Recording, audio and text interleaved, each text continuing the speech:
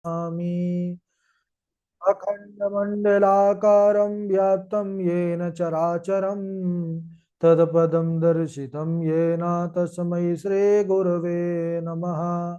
वराहपीडं नटवरवपुः कर्णयोः कर्णिकारं बिभ्रदवासा कनककपिशं वैजयन्तीं च मालां रन्ध्रान् वेणोरधरसुधया पूरयन् गोपवृन्दैर् वृंदारण्यम स्वपदरमणं प्राविशद गीत कीर्ति।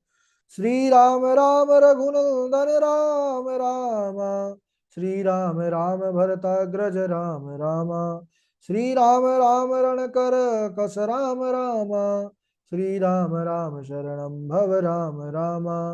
माता रामो मत पिता रामचंद्र, स्वामी रामो मत्सखा रामचंद्र, सर्वस्वं मे रामचंद्रो दयालुर्नान्यं जाने नैव जाने न जाने। अंजनानंदनं वीरं जानकी शोकनाशनं कपीशमक्षहन्तारं वन्दे लंका भयंकरम्। मूकं करोति वाचालं पंगुं लंघयते गिरिं यत्कृपातमहं वन्दे परमानंद माधवम। भक्ति भक्त भगवंत गुरु चतुर नाम वपु एक, इनके पद वंदन किए ना सत विघ्न अनेक। बोलिए श्री राघवेंद्र सरकार की जय, रामायण श्री राम कथा की जय। परम मंगलमय अखिल ही अप्रत्यनीय पुरुषोत्तम गुण गणनिलय कौशल्यानंद नंदन परब्रह्म परम आनंद रस सार सरोवर समुद्भूत पंकज कौशल्या आनंद वर्धन अवध नरेंद्र नंदन श्री रघुनंदन विदेह वनस वैजयंती जनक नरेंद्र नंदनी भासुती जगदीश्वरी माँ सुनैना की आंखों की पुतलिका विदेहजा जनकजा जनकादिराज तनया जनक राज किशोरी वैदेही मैथिली श्री राम प्राण वल्लभा श्री जानकी जी। इन दोनों युगल सरकार के पावन चरणारविंदों पर कोटि नमन नतमस्तक वंदन एवं अभिनंदन। तीनों मैया चारों भैयाओं के चरणों में कोटि कोटि प्रणाम। अनंत बलवंत गुणवंत श्री हनुमान जी महाराज के पावन चरण कमलों पर कोटि प्रणति। समस्त भूतादिक सिय राम मैं सब जग जानी, करहूं प्रणाम जोर जुग पानी। सज्जनों, हम सबका यह परम सौभाग्य कि यह राम कथा मंदाकिनी इस राम चरित्र की पावन गंगा पर अवगाहन करने का सुंदर शुभ लाभ हमको प्राप्त हो रहा है। बड़ा ही आनंद आ रहा है। हम सब इस राम चरित्र कथा रूपी यात्रा के सहयात्री बन करके एक साथ इस कृपा को प्राप्त कर रहे हैं। इस समय हम सब बड़े करुण कथा प्रसंग पर प्रवेश किए हैं। अयोध्या में सभी प्रजाजन, अयोध्यावासी सभी बड़े उत्साह और आनंदित हैं कि कल हम अपने राम को राजा बनते हुए देखेंगे। लेकिन इधर कुछ अलग ही षड्यंत्र हो गया सज्जनों।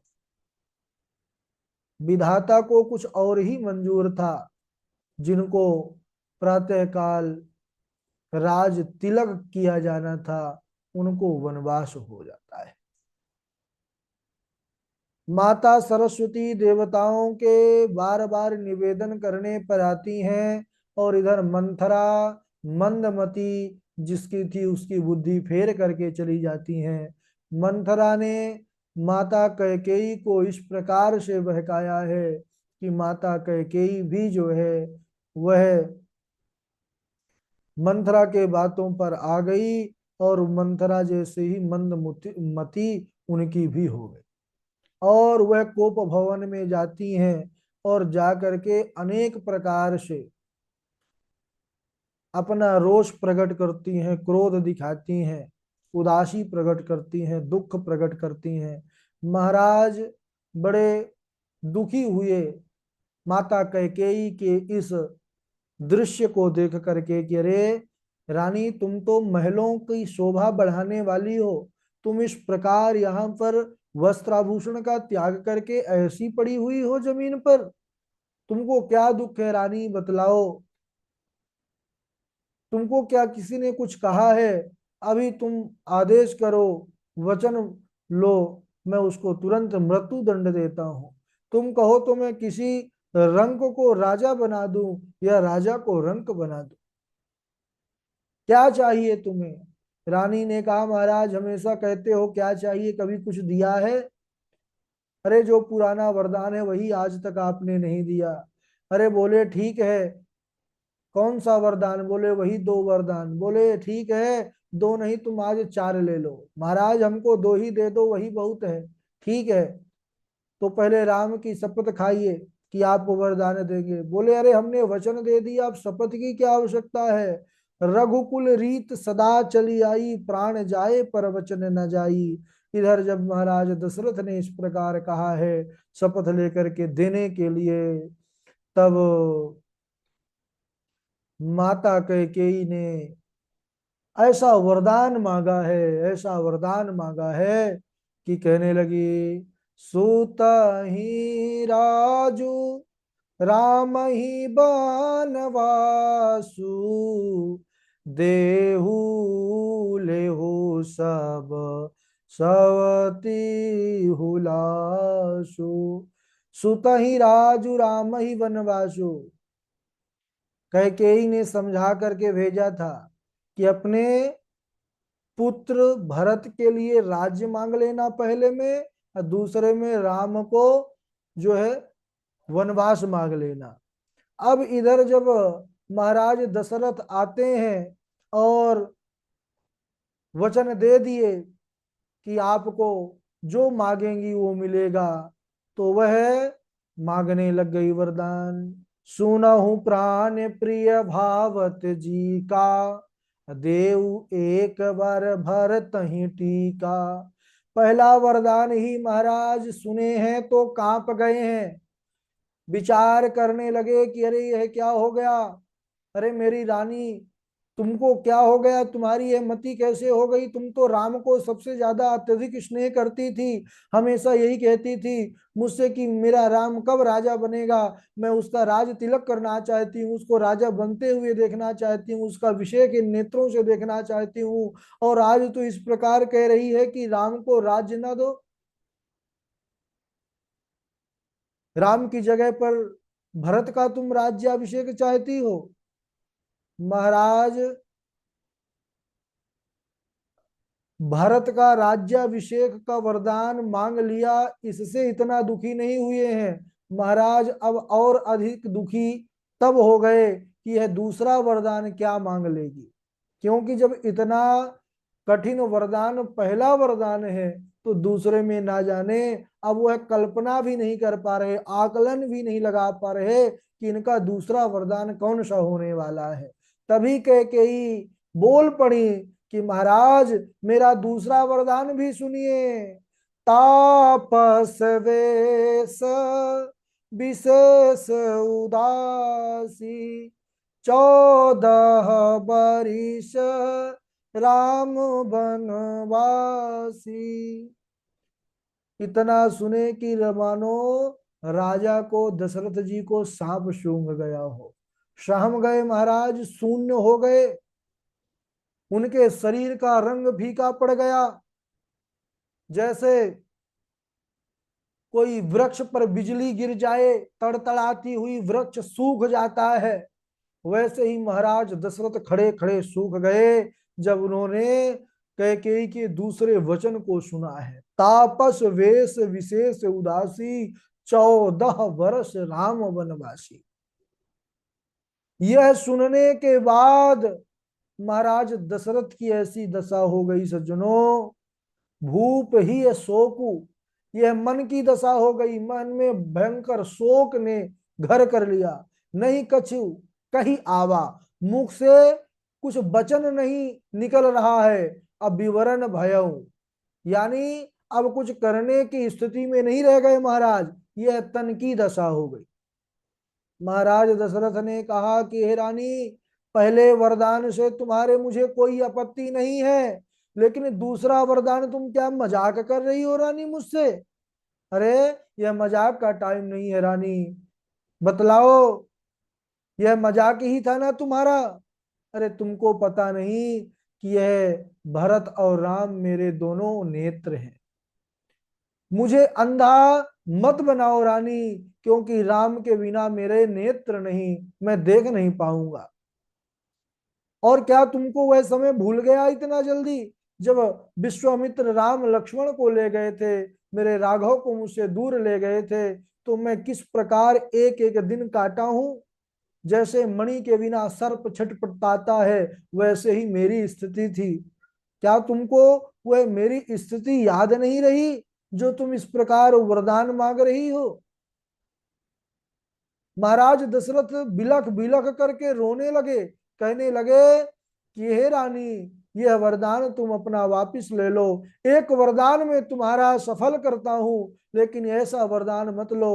क्यों? क्योंकि राम मेरे प्राण हैं। तुम मेरे प्राण मत लो रानी, मेरे प्राण मत लो रानी। इस प्रकार वह छटपटाने लगे, रोने बिलखने लगे।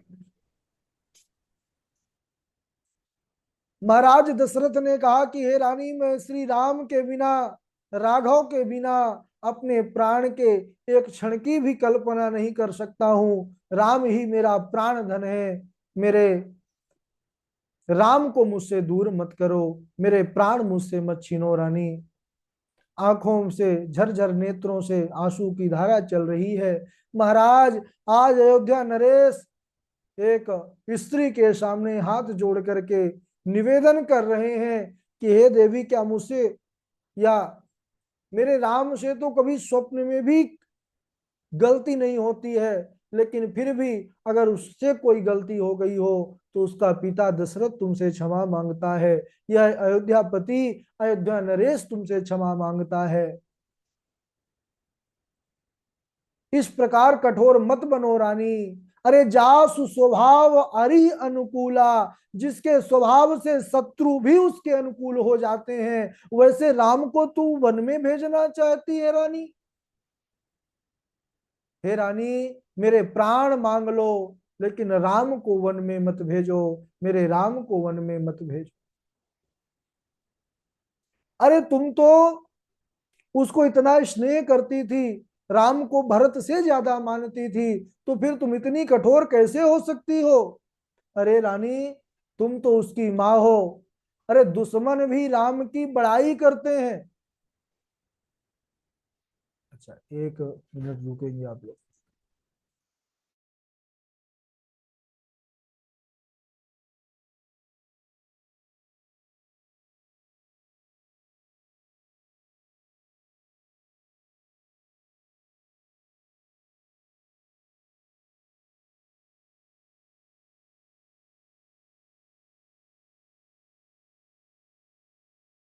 हाँ, राधे राधे। अभी राम कथा, अभी मंगल कल ही था, और आज भी मंदिर पर यही उत्सव है उसी के लिए, क्योंकि फोन उठता नहीं है क्लास के समय, लेकिन ये राम जी के नाम से ही कॉल था, इसलिए उठाना पड़ गया। उनकी कथा में उनको अनदेखा नहीं किया जा सकता। मंदिर से फोन आ गया था हनुमान जी के कि रामायण है तो आपको आना है, उपस्थित होइए। हम बोले चलिए, राम जी की कथा ही चल रही है, आ रहे हैं। तो दशरथ जी बिलख रहे हैं, रो रहे हैं, कह रहे हैं कि हे रानी, मेरे राम का ऐसा स्वभाव है कि शत्रु भी उसके अनुकूल रहते हैं, शत्रु भी उनकी बड़ाई करते हैं, और तुम उस राम को वन में भेजना चाहती हो। सज्जनों, रावण जो है सबसे बड़ा वैरी भगवान को मानता था, विष्णु को, राम को। लेकिन उसके राम रावण के युद्ध के समय एक ऐसी घटना घटती है जो राम जी के स्वभाव को दर्शाने वाली घटना है। सज्जनों, जब राम रावण का युद्ध चल रहा था, उस समय रावण एक दिन अपने भवन में आकर के रो रहा था।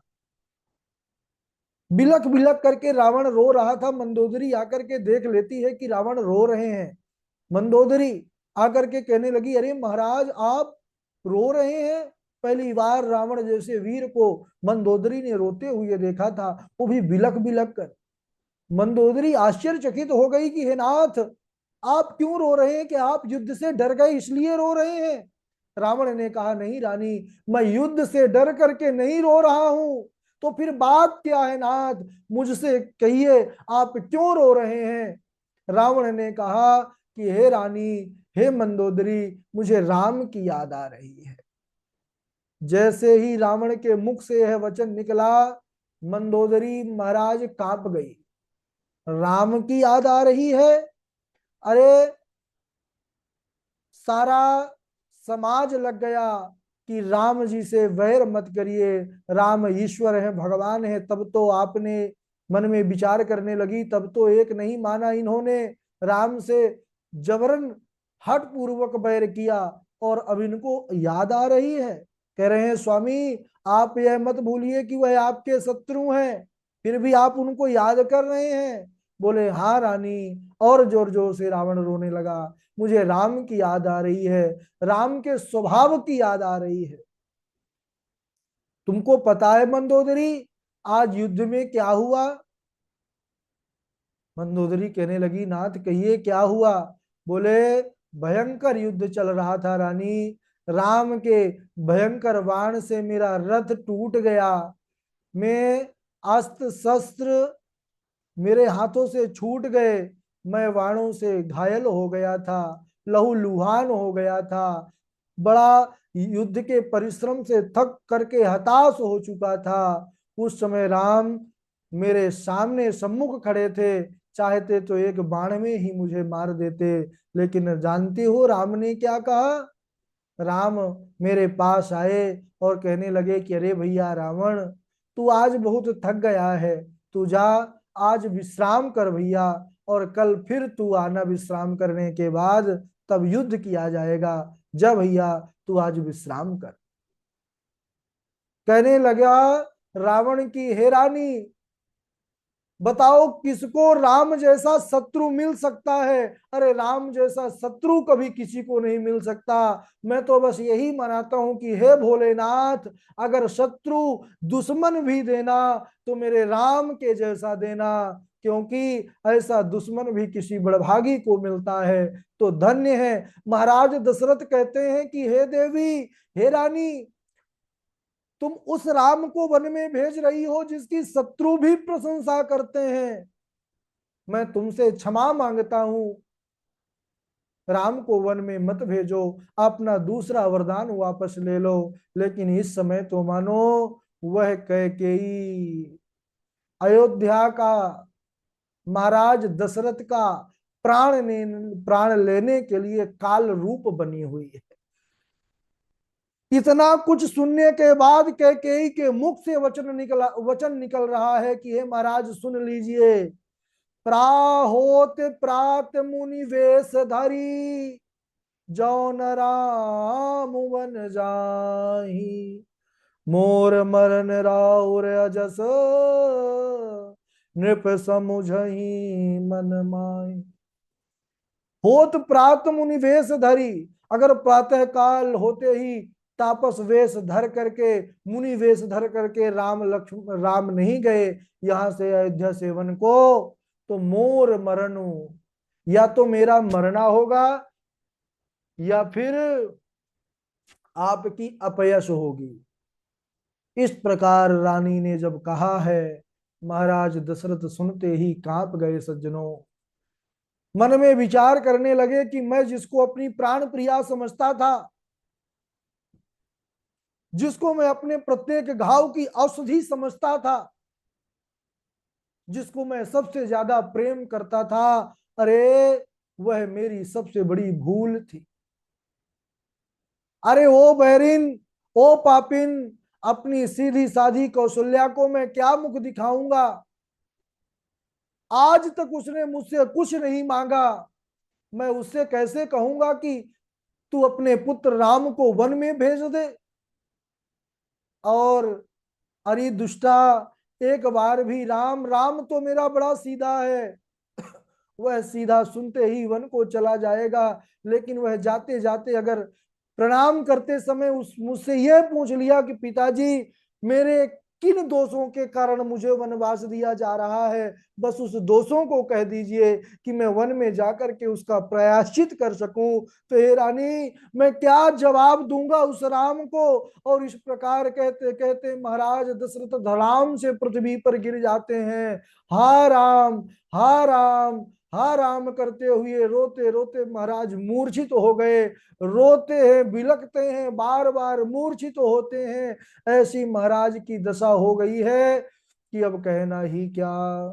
हा राम करते हुए उनका पूरी रात्रि केवल इसी प्रकार कष्ट में गुजरी है सज्जनों।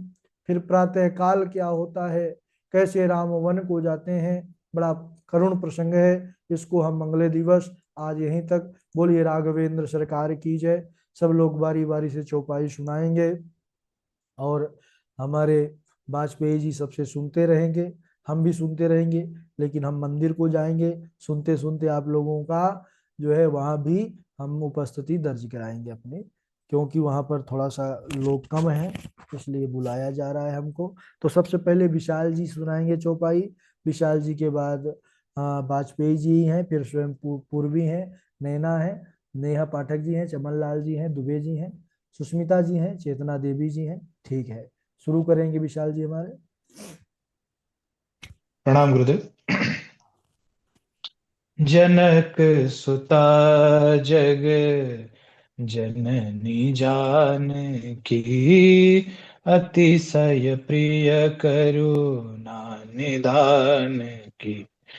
ताके जुग पद कमल मनाओ, जासु कृपा निर्मल मति पाओ। नाम मंतरा मंदमती, चेरी कह कही केरी। अजस पिटारी ताहि करी, गई गिरा मति फेरी। राधे राधे। ठीक है, बहुत अच्छा। जन राधे राधे गुरु जी। हाँ, राधे राधे। जनक सुता आ, जग